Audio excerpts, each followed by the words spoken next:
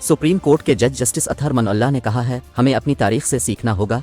इजहार राय पहचाना जाता तो मुल्क दोलख्त ना होता, ना लीडर फांसी लगते। सुप्रीम कोर्ट में सेमिनार से खिताब करते हुए जस्टिस अतहर मन अल्लाह का कहना था कि पाकिस्तान की आधी तारीख डिक्टेटरशिप में गुजरी। डिक्टेटरशिप में आज़ादी इजहार राय मुमकिन ही नहीं। इजहार राय के लिए सहाफ़ियों का कलीदी किरदार रहा। कोर्ट रिपोर्टर्स से बहुत कुछ सीखा है। उन्होंने कहा कि जज बना तो पहला केस जमानत का आया। बहैसियत जज हम अपनी कोई चीज़ छुपा नहीं सकते। जज को आज़ाद होना चाहिए। जज पर जितनी तनकीद हो वो असर ना ले। कोई जज तनकीद का असर लेगा तो वो हल्फ की खिलाफ वर्जी करेगा।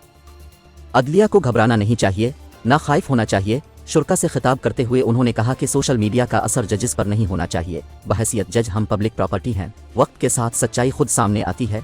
हमें अपने आप से सवाल पूछना चाहिए कि कहाँ जा रहे हैं। हम मर्जी के फैसले, मर्जी की गुफ्तगू चाहते हैं। जस्टिस अतहर मन अल्लाह का कहना था कि इजहार राय बहुत बड़ी चीज़ है, इसे दबाने की कोशिश नहीं करनी चाहिए।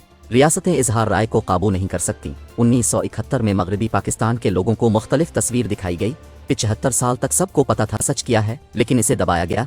हम सच को दबाते दबाते कहाँ पहुँच गए। उन्होंने कहा कि अदलिया पर तनकीद दो किस्म की होती है। एक वो तनकीद के जब इल्ज़ाम लगाया जाता है कि कोई दानिस्ता फैसले हो रहे हैं। एक वो तनकीद है जिसे मैं पसंद नहीं करता कि रिलीफ क्यों मिला। तनकीद हर कोई करे, लेकिन अदलिया पर एतमाद भी करे।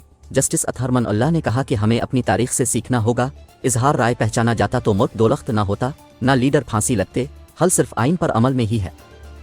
आइन पर अमल करके हम अजीम कौम बन सकते हैं। सच्चाई सच्चाई ही रहती है। झूठ जितना भी बोला जाए, आखिर में सच ही प्रिवेल करता है। अगर इजहार राय 75 साल उसकी कदर की होती, हमने इजहार राय को हमने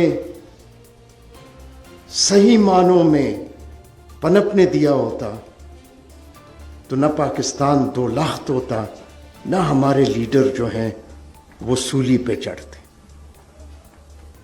इसलिए ये सिर्फ अदलिया का काम नहीं है।